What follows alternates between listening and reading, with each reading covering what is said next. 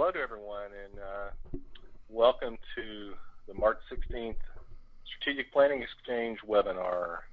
This one is how to optimize your strategy, your portfolio planning and evaluation process. I like to welcome everyone and then spend just a second introducing our presenter, and then I'll turn it over to Jed. So Jed has over 40 years of experience in strategy and project delivery, working in Europe, the Middle East, and Australia. He's been head of strategy for a major bank and was a regional IT strategist for Asia Pacific with the strategy firm Boston Consulting Group. And he's the creator of TOP, Totally Optimized Projects, a strategy-based, business-driven approach to project delivery. As the name suggests, the TOP methodology reduces the time and cost to deliver projects while increasing the realized value. Jed has 4 books that he's published and over 100 practical guides and articles on how to deliver project results through optimization. His latest book is called The Promise, and his website is presented here. It's www.totallyoptimizedprojects.com. Thank you, ladies and gentlemen. Some years ago, I was acting as Chief Information Officer, a utility here in Australia, part-time, but I was also on the executive committee of this organisation. And I took it through a sales process and then handed over to the new CIO. And a couple of months later, I was actually there doing a presentation to the executive committee when they said, we're about to just do a prioritization process on our projects. Would you remain and help? So I did. And this process was being run by the new acquiring company. And it was a very simple process. What we had to do was there were 25 projects, and on the whiteboard the numbers 1 to 25 were written, and if we thought that, say, project number 4 was number 1 priority, we would then write 1 on a post-it note and stick it on the whiteboard under number 4. As this process was nearing the end, the CEO leant over to me and said, what do you think of the process? And I said, can I ask you a question? I said, well, for example, what is project number 14? And I turned to the general manager whose area it fitted in, and I said, what is project 14? And he had no idea. So here was an organisation that had just spent millions acquiring this utility I'd been working for, using a prioritisation process of yellow post-it notes to prioritise hundreds of millions of dollars worth of capital investments, and we didn't know what the projects were actually all about. And this, unfortunately, is not uncommon. Cranfield University in the UK did a survey in about 2005, I think, and they found that 53% of organisations admitted that their whole portfolio planning and prioritisation process was poor to very poor. So around the world, project portfolios and prioritisation is just something that's not done well. And I think because senior executives are involved, people are very tentative about actually trying to address this and make it work. So what we're going to look at today is what are some of the key things you need to have in place to have an effective strategy, portfolio and evaluation process. Let's look at the evaluation process in its very simple form. Build the business case, evaluate, prioritize and approve. Now I'm not going to spend much time on the business case except by inference, in that I'll be looking at what we actually need to do evaluation and prioritization, and therefore what the business case would need to contain. I've recently finalizing a book on just the business case because it's so important. In that middle box I have the word evaluate, and there are 3 words I could have used. So the first is review, evaluate or validate. And these are quite different processes. Review is really when organizations look at the business case document for compliance. They're really looking to say, does this document comply with the requirements? Does it have the risks? Does it have the options? Does it have the costs, etc., etc.? So in this case, you're really looking at the business case document itself rather than anything else. And this is rather like what auditors tend to do in terms of evaluating the document. Is it correctly completed? And they may dot I's and cross some T's, but that's really what they're looking at. And a lot of organizations actually review when they think they evaluate. In one major bank, for example, they thought they had a very thorough evaluation process because they had one group who were about project risk and they evaluated the risk, and another group about finance and they evaluated the finance in their view. But when we actually looked at this whole process, everyone reviewed their section of the business case, but no one ever read the whole thing. So quite atrocious projects were getting approved because they had complied with the rules of the game in terms of completing the business case. Government also often just reviews major projects rather than evaluates or validates. The second level is evaluation. This is where you're really looking at the project itself, its internal coherence. Does it actually make sense? Is it worthwhile?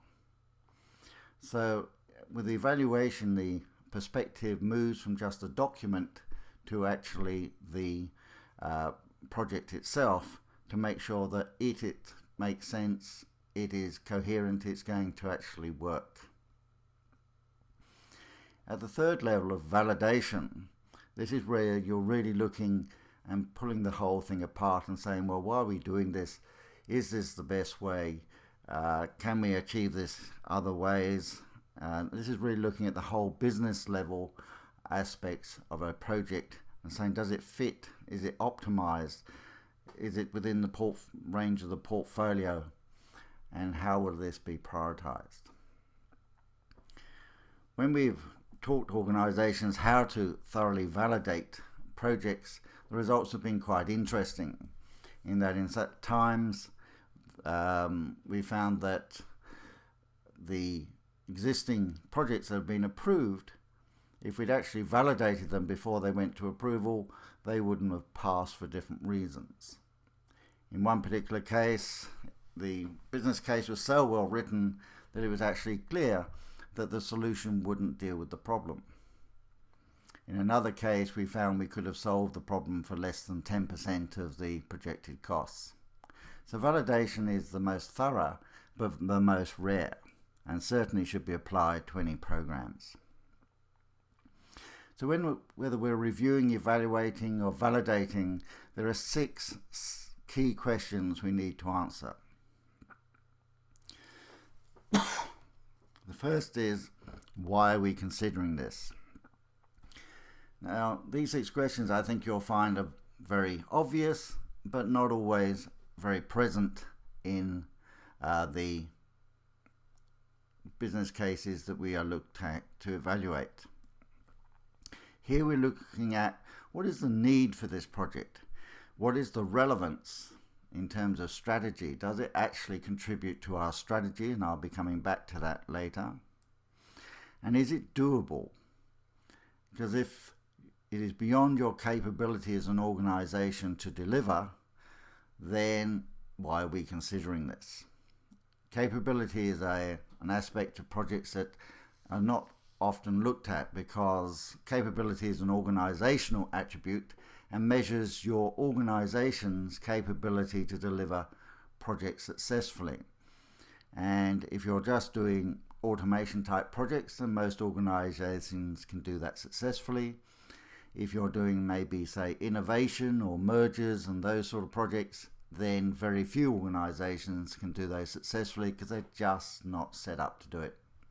So if you're part of this initial evaluation is is it actually doable in terms of the capability of this organization to successfully deliver the project? If not, why are we considering this? Second question is, what is the value proposition? What outcomes, benefits, value will we get from this? What is the return on investment? Again, this is a very obvious sort of question, but the vast majority of business cases do not allow this to be clearly answered. If you think about what you normally hear about or see in a business case, there's a cost benefit. Notice the sequence of those words: cost first, then benefit. This positions benefits as an offset to the costs. In other words, we need to find enough benefits to get a positive ROI, and then we're home and hose. But in fact, very few business cases actually allow you to clearly capture in one place the value proposition. What are we actually going to deliver?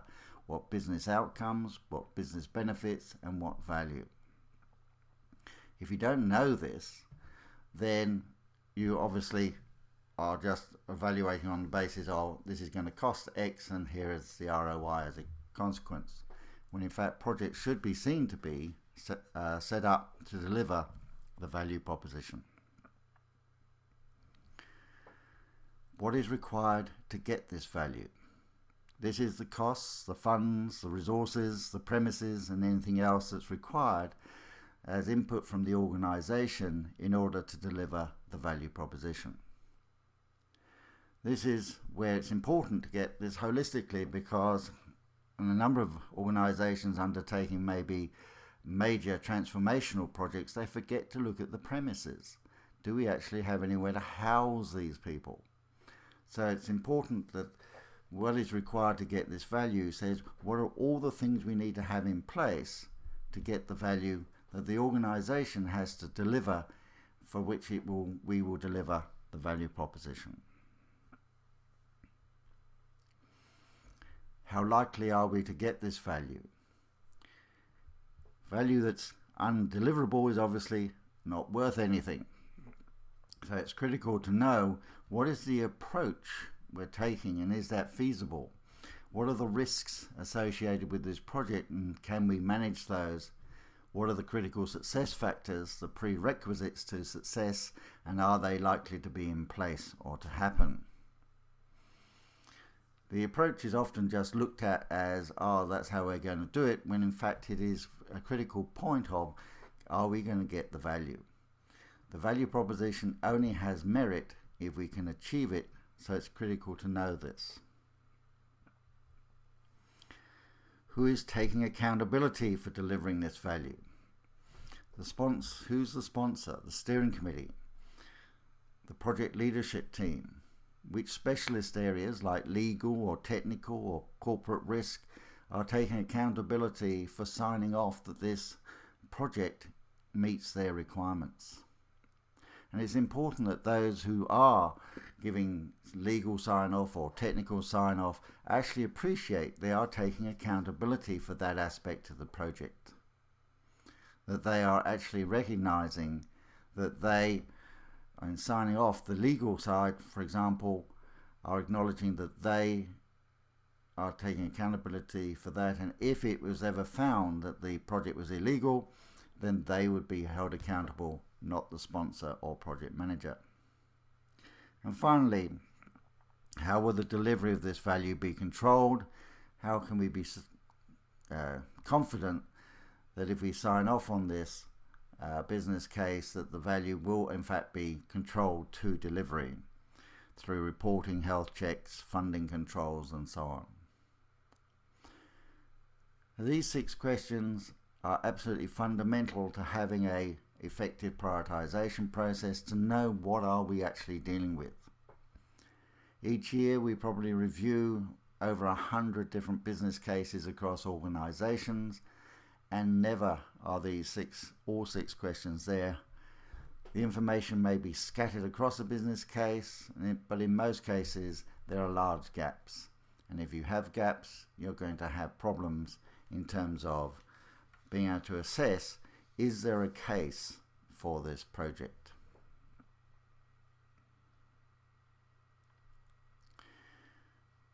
when we, having assessed the actual business case for the project, validated it, we then look to the prioritization process. A number of the questions here are based on the same questions we just seen, but from 3 different perspectives: the project, corporate, and portfolio perspectives. And it's important when the prioritization process to have these 3 perspectives. You are not just prioritizing the project by itself. So the first question you need to ask is, what is the project's value? And remember, this is not just financial. I know the CFOs always want to reduce everything to dollars or pounds or euros, but in fact, the project's value includes the business outcomes, the end states that are going to be achieved, which are rarely defined, the benefits and the value that's going to be delivered. And what is critical here is that all the financial bases are common, that you can actually compare one project's value with another on a common basis. I say this because I thought this had been resolved 10 to 15 years ago, but I keep finding organizations where it's quite possible to cost, say, people's time at completely different rates on different projects. The second one is, will we get this value? What are the risks? What is our track record with this type of project? Here again, we want common risk profiles so we can compare the risk ratings of different projects and know whether this project is high risk, medium risk, or low risk. It is quite possible to deliver high risk projects, but you've got to manage them as such. And any one organization can only take on very few high risk projects simultaneously because they consume so much energy and management attention. But of course, with high risk often comes high return, so you don't want to just dismiss anything that's high risk out of question. And equally, you do want to make sure you don't encourage your project teams to score their projects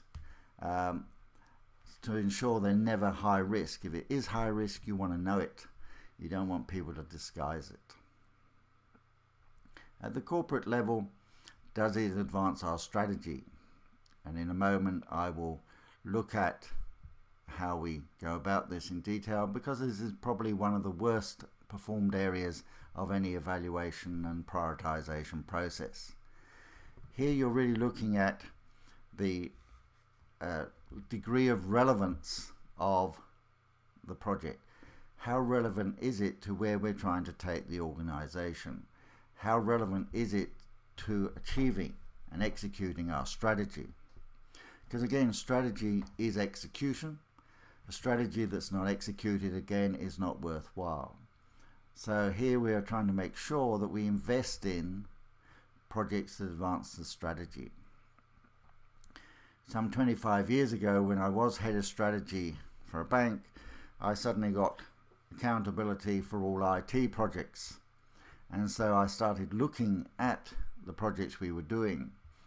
And I cancelled 24% of those projects in the first 2 months because they were actually totally irrelevant to our strategy. Now, I do caution that is not how to win friends and influence people, but it is a way of optimizing your project expenditure. But also remember that keeping the lights on, keeping the operations going, is also part of your strategy. So when we talk strategy, we're also talking about keeping operations going as part of that.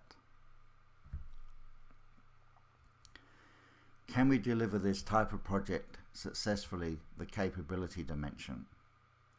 This came out of work I did when I was at Boston Consulting Group, where we saw different organizations installing the same hardware and software, but getting quite dramatically different results. Some would get negative results, most in fact would get negative results, but a few were highly successful.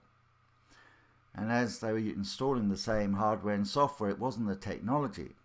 So 10 years before Nicholas Carr wrote his article about IT doesn't matter, we had proved this, and thought it was so obvious we didn't write it up.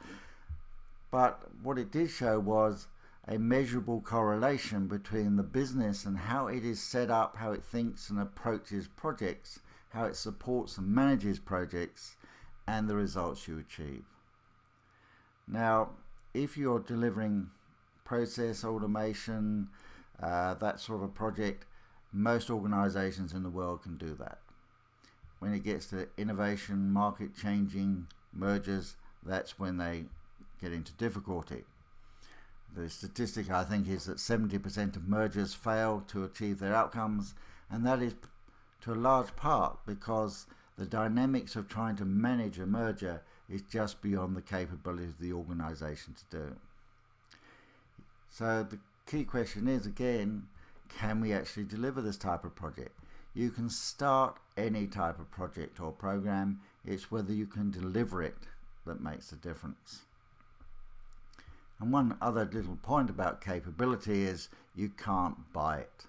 You can buy competency. You can go out to consultants or other houses and buy competent people, but capability is an organizational attribute. And even if you outsource the rest, you still need to have the capability as an organization to manage and make the changes to get the results and value. Does it fit in with our existing portfolio? Is it in the right sequence?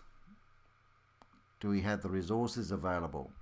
What are the implementation impacts of this vis-a-vis the other projects in our portfolio? I was with an organization just yesterday where the discussion was about the resources required to actually execute their portfolio. They had so many projects and so few resources.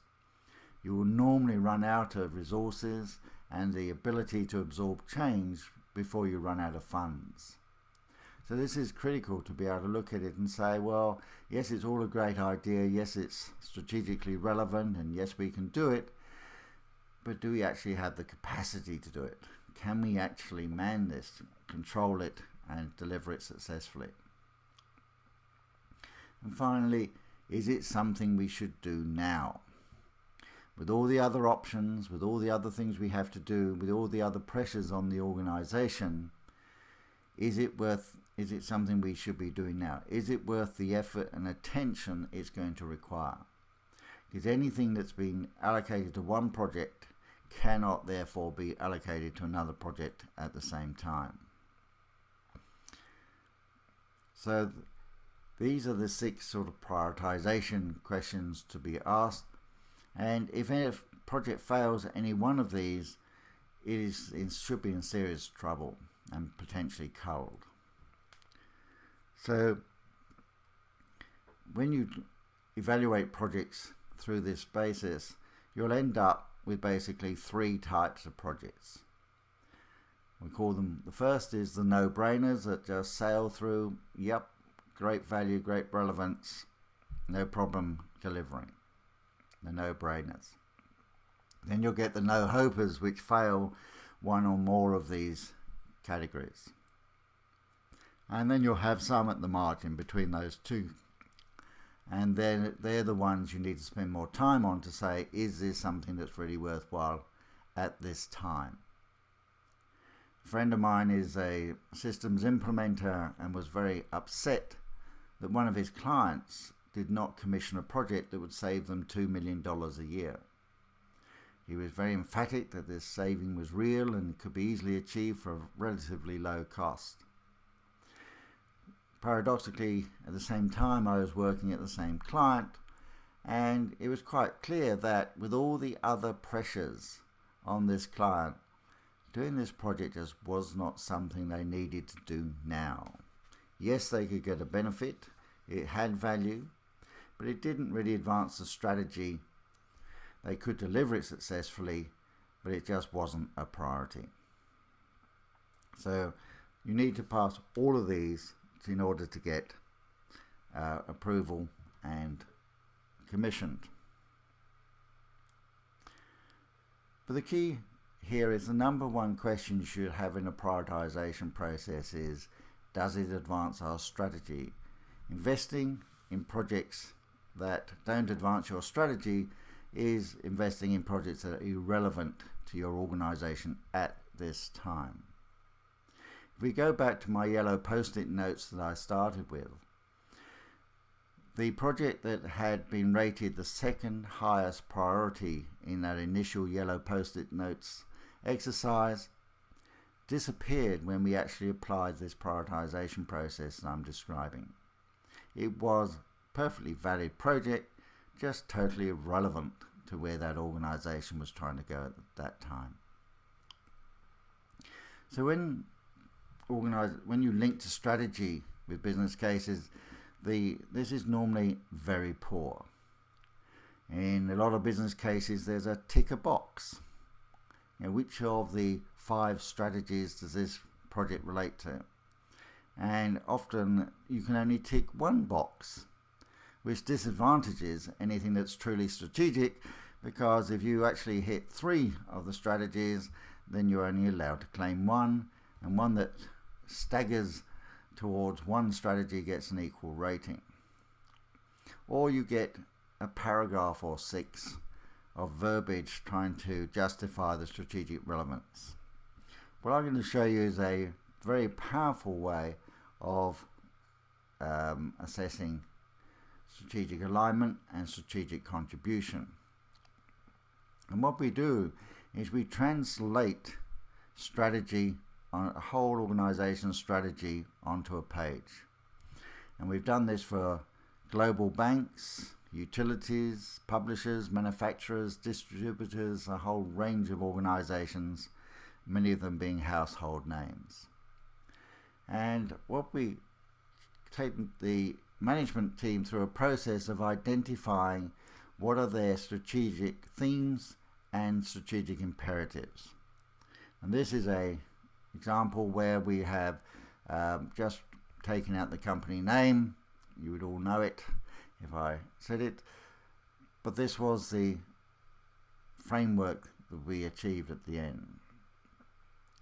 And you can see that we have here 5 different what we call business imperatives or strategic themes running across the top, and a whole range of strategic imperatives in the body of the framework.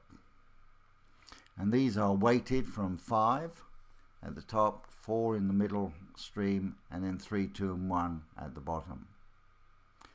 So we go through a process of actually identifying what are the key themes and imperatives for an organization, and then weighting them and testing this against existing projects to make sure they make sense and that they are valid on a common sense basis.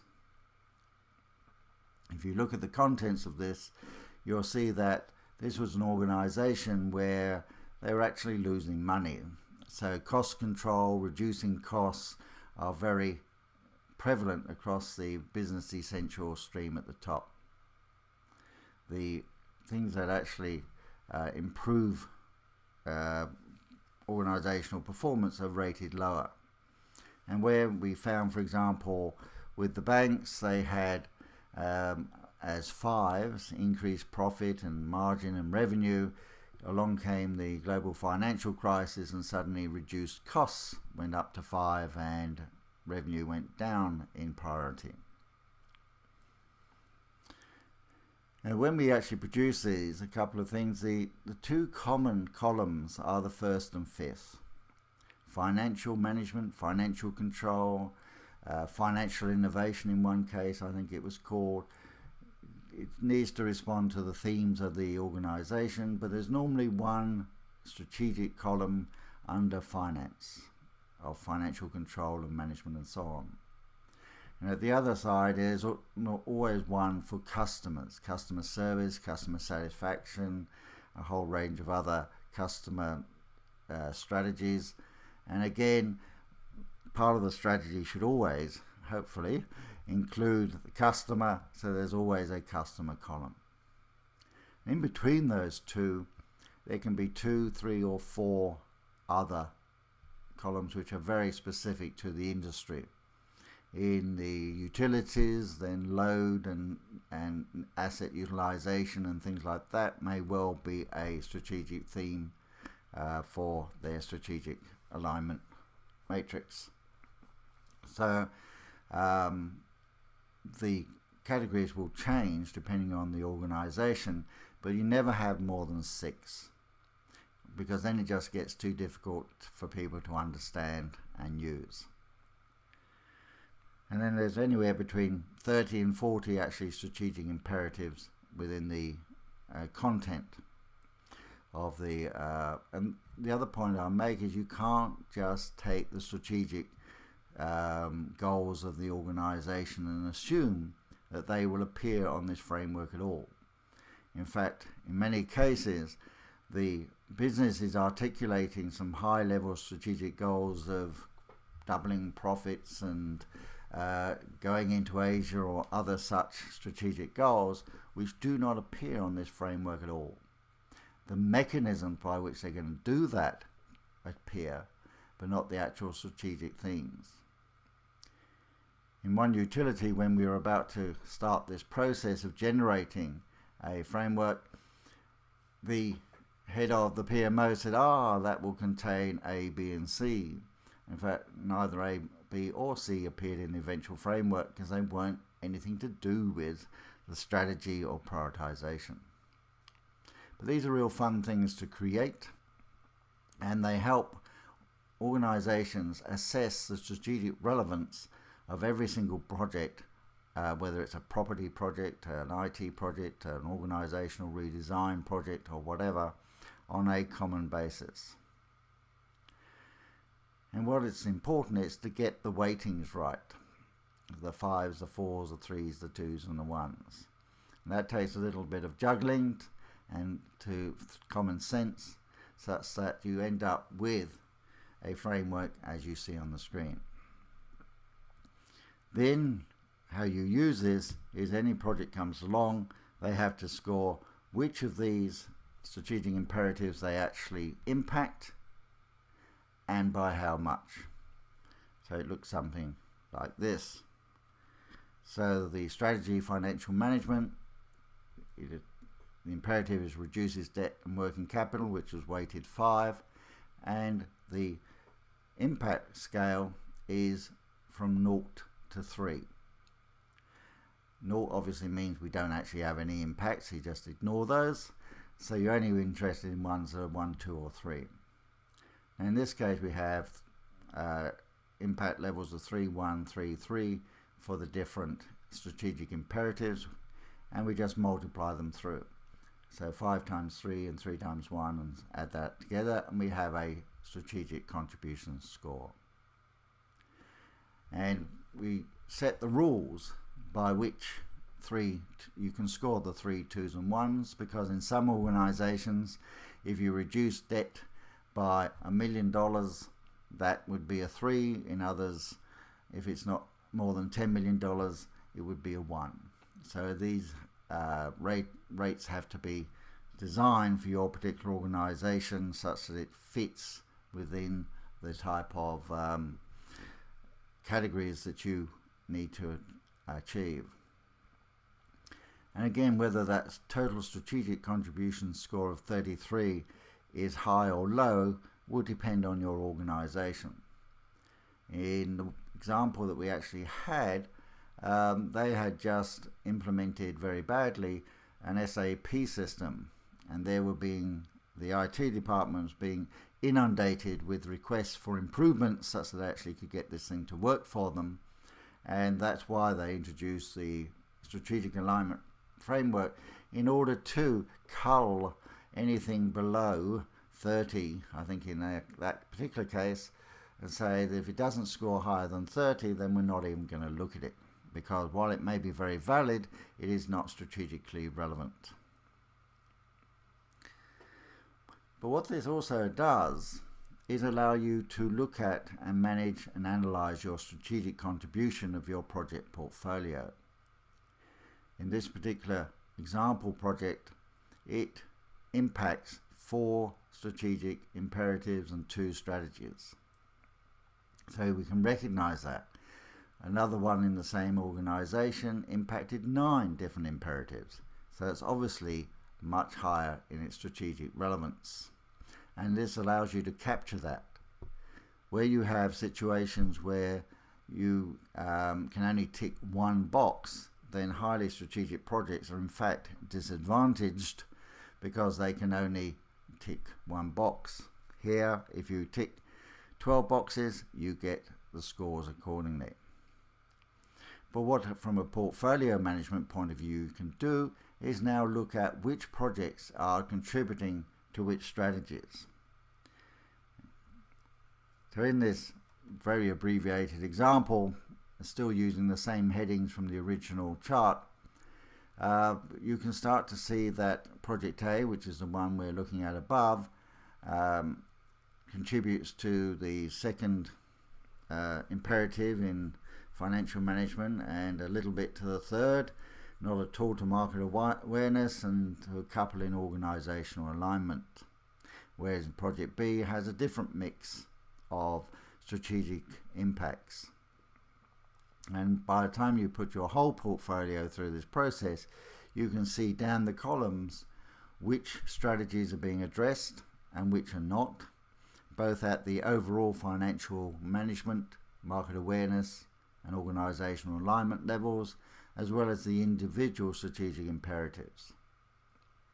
Now this is important because, not least, if you do have a strategy with very few projects addressing it, and if they're only addressing it with an impact level of 2 or 1, then you have a problem. That strategy is just not being delivered. So this simple process on the one hand allows you to score the relevance of every single project on a common basis, and on the other allows you then to analyze the strategic relevance of your portfolio and how well and where different aspects of the portfolio are being addressed and contributed to.